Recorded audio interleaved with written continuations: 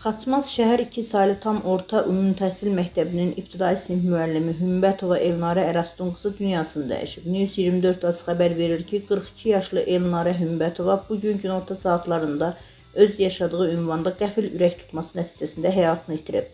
Qeyd edək ki, Elnarə Hümbətova sertifikasiya imtahanında ən yüksək nəticəni göstərmiş və 60 bal toplamışdı. Zərdabda ağır yol qəzası olub. Reportun Yuxarı Şirvan bürosu xəbər verir ki, hadisə Ağcabədi-Zərdab avtomobil yolunun Zərdab rayonundan keçən hissəsində qeydə alınıb. Belə ki, Vaz 21099 və Range Rover markalı minik avtomobilə toqquşub.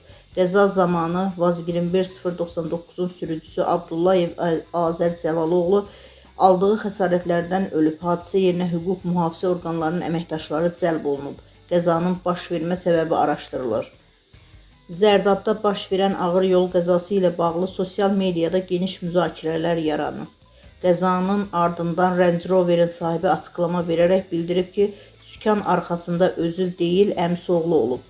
O hadisə ilə bağlı ölüm var, Allah rəhmət eləsin. Biz nə edək, adam öldürməmişik ki, qəzadır olub. Dahi insanlar da dünyadan köçür sözlərini deyib. Onun bu açıqlaması sosial şəbəkələrdə ciddi narazılıq doğurub və soyuqqanlı münasibətinə görə sərt tənqid olunub.